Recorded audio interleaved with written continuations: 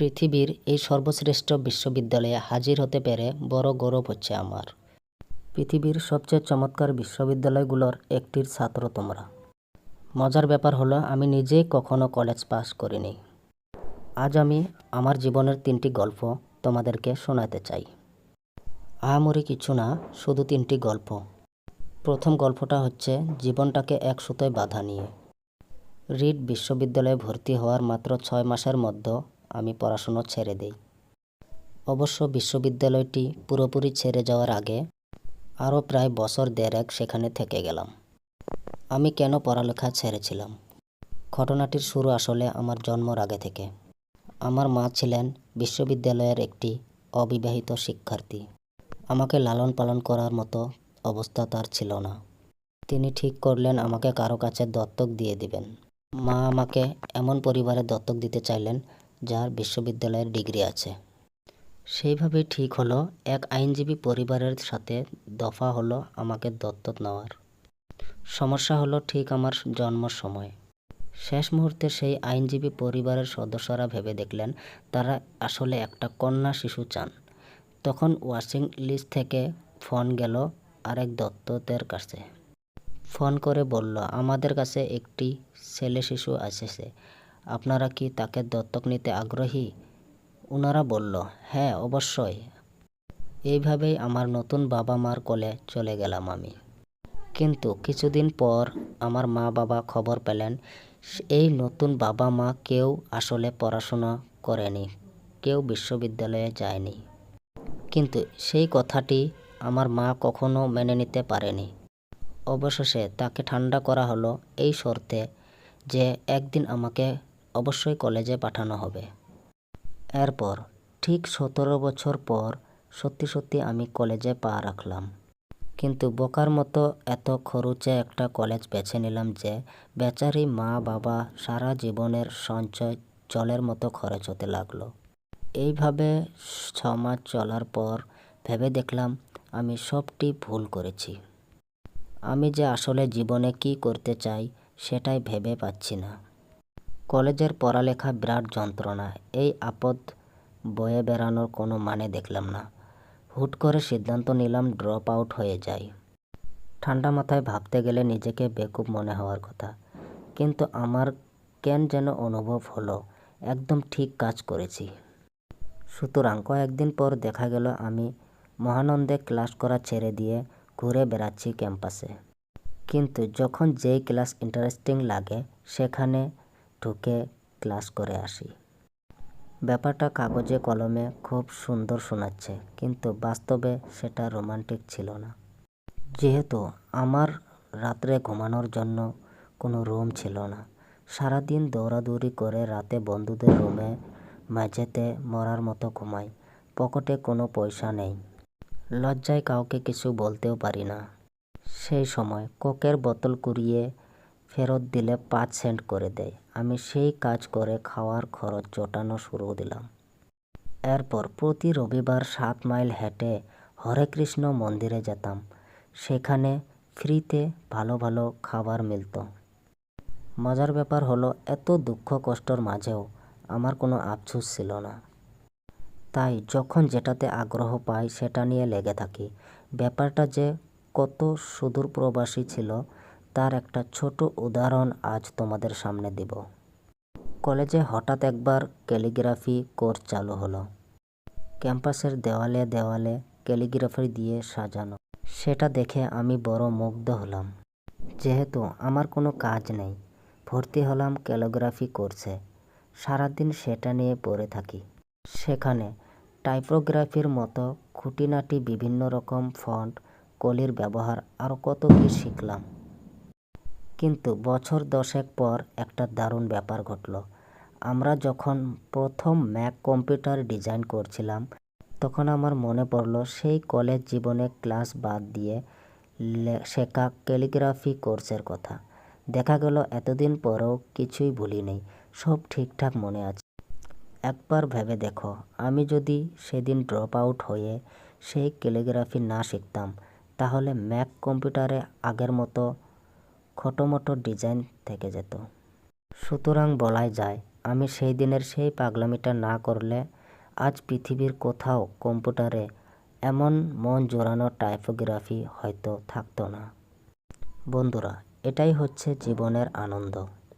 তুমি যখন কিছু শেখো, নতুন কিছু করো, ক্লাসের পড়ালেখার বাইরেও বিভিন্ন কাজে অংশ নাও, মনে হতে পারে এসব করে কি হবে, কিন্তু 10 বছর পর যখন স্মৃতির পাতা উল্টাবে তখন দেখবে এই টুকরো টুকরো পরিশ্রমগুলোর কি সুন্দর এক সুতায় বাঁধনি হয়েছে তোমার জীবনে। সুতরাং তুমি যাই কিছু করো না কেন, বিশ্বাস রেখো সবসময় নিজের উপর। একদিন তারায় তারায় রটিয়ে দেবে তোমার গল্প। এই অসম্ভব দূর বিশ্বাসটাই দেখবে বদলে দিবে জীবন চিরদিনের জন্য। আমার দ্বিতীয় গল্পটা ভালোবাসা নিয়ে, ভালোবাসার এবং হারাবার। নেশা আর পেশা যার মিলে যায় সে বড় ভাগ্যবান। আমি খুব কম বয়সে আমার ভালোবাসার জায়গাটা খুঁজে পেয়েছিলাম, এবং আমি যখন বাসার গ্যারেজে অ্যাপেলের যাত্রা শুরু দিলাম তখন আমার বয়স মাত্র 20 বছর। দেখা গেল মাত্র 10 বছরের মাথায় সেই গ্যারেজের ঘুপচিতে জন্ম নেওয়া অ্যাপেল এখন $2 বিলিয়ন বিশাল এক প্রতিষ্ঠান হয়ে দাঁড়িয়েছে, যেখানে 4000-এরও বেশি মানুষ কাজ করে। এবং তারপরেই আমাকে অ্যাপেল থেকে বের করে দেওয়া হলো। কি আজব কাণ্ড, তাই না? নিজের হাতে তৈরি করা একটা প্রতিষ্ঠান থেকে কিভাবে কেউ তোমাকে বের করে দেয়। এরপর বেশ কিছুদিন আমি দিশেহারার মতো ঘুরে বেড়ালাম। ভেতরটা একদম এলোমেলো লাগছিল। একবার ভাবলাম সব ছেড়ে ছুড়ে নিরুদ্দেশ হয়ে যায়, কিন্তু এত দুঃখের মাঝেও একটা জিনিস অনুভব করলাম, আমার ভালোবাসাটা হারিয়ে যায়নি। অ্যাপেল থেকে অপমানিত হয়ে বেরিয়ে আসতে হয়েছে আমাকে। এরপর আমি ঠিক করলাম আবার সব কিছু নতুন করে শুরু করব। পরের 5 বছরে আমি নেক্সট নামে একটা কোম্পানি খুললাম। এই সময় দারুণ চমকপ্রদ এক কাহিনী ঘটল। অ্যাপেল আমার সেই নেক্সট কোম্পানিকে কিনে নিল। আমি আবারও ফিরে আসলাম প্রাণের প্রতিষ্ঠানে। আমি বুকে হাত দিয়ে বলতে পারি, সেদিন অ্যাপেল থেকে ছাঁটাই না হলে সেই অসাধারণ ব্যাপারগুলো ঘটতই না আমার। তাই বন্ধুরা, ভালোবাসার জায়গাটি খুঁজে পাওয়ার চেয়ে সুন্দর আর কিছু হয় না। আজ আমি সেটাই বলছি যে কাজের মধ্যেই ভালোবাসা, কাজের মধ্যেই জীবন। তোমার ভালোবাসার নক্ষত্রটি খুঁজে বের করো, হাল ছেড়ো না, কখনো না। আর আমার তৃতীয় গল্পটি হলো মৃত্যু নিয়ে। আমার বয়স যখন 17 তখন কোথায় যেন পড়েছিলাম, যদি প্রত্যেক দিন এমনভাবে কাটাও যেন আজই তোমার জীবনের শেষ দিন, একদিন না একদিন ব্যাপারটা সত্যি হবেই। এই উক্তিটি আমাকে গভীরভাবে অভিভূত করল। আমি বিগত 30 বছর প্রতিদিন সকালে আয়নার দিকে তাকিয়ে নিজেকে বলি, তুমি যদি আজ যা যা করবে প্ল্যান করছো, আজ যদি তোমার জীবনের শেষ দিন হতো, তবু কি তাই করতে? তোমরা একটা কথা সব সময় মাথায় রাখবে, মরে তো একদিন যাবই। এই কথাটা মাথায় রাখলে জীবনের কঠিন সিদ্ধান্তগুলো নেওয়াও একদম জলের মতো সহজ হয়ে যায়। জীবনটাকে আসলে আমরা অনেক জটিলভাবে তুলে ধরি। মৃত্যু তো একদিন আসবেই। চারপাশে মানুষের প্রত্যাশা, গর্ব, হেরে যাওয়া ভয় আমাদের মাথায় বোঝা হয়ে চেপে বসে, অথচ এগুলো তো তুচ্ছ এক একটা বিষয়। 100 বছর পর কিন্তু কেউ মনে রাখবে না তুমি ক্লাস 9-এ একটা পরীক্ষায় খারাপ করেছিলে। মৃত্যু আছে বলে জীবনটাকে আমি অনেক সহজভাবে নিতে পারি।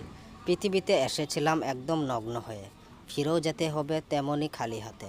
হারানোর কিছুই নেই আমাদের। তাহলে কেন খামাখা মানুষের হতাশার চাপ বেড়ে বেড়ানো? তোমার হৃদয় যা বলে, মন যা চায়, সেটাই তো সবচেয়ে গুরুত্বপূর্ণ। এরপর বছরখানেক আগে আমার ক্যান্সার ধরা পড়ল। চিকিৎসকেরা বললেন আমার ক্যান্সারটা সেরে যাওয়ার সম্ভাবনা খুব কম। ডাক্তার বললেন বাসায় গিয়ে বিশ্রাম নিতে, পরিবারের সাথে সময় কাটাতে। আমি বুঝে নিলাম বিদায়ের ঘন্টা বেজে গেছে। মৃত্যুকে এত কাছ থেকে আমি আর কখনো দেখিনি।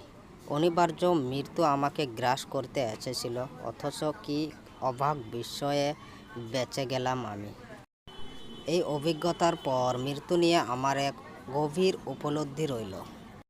মরতে চায় না কেউ এত সুন্দর ভবনে। যে মানুষটা স্বর্গে যাবার স্বপ্নে বিভোর, সেও কিন্তু মারা যেতে চায় না এত তাড়াতাড়ি।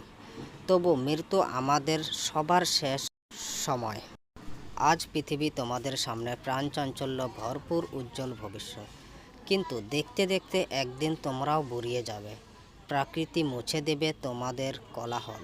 ব্যাপারটা যদিও খুব নাটকীয় শোনাচ্ছে, কিন্তু এটাই যে বাস্তবতা। আমাদের জীবনটা কত ছোট, কত মূল্যবান। সারা পৃথিবী ঘেটে তোমার মতো ঠিক আরেকটা তুমি কোথাও পাওয়া যাবে না। আর এই জীবনটা অন্যদের মতো হতে চেয়ে কেন নষ্ট করবে? লোকে কি বলল, কি ভাবলো, সেটা নিয়ে ভাবার কোনো মানে হয় না। এই যে তোমার বুকের ভেতর একটা স্বপ্নের বীজ, সেটাকে বাড়তে দাও, ডালপালা মেলতে দাও, ছড়িয়ে দাও তোমার স্বপ্ন। বিশ্বাস করো, তোমার ভিতরের স্বপ্নটাকে অনুসরণ করে কখনো ঠকবে না।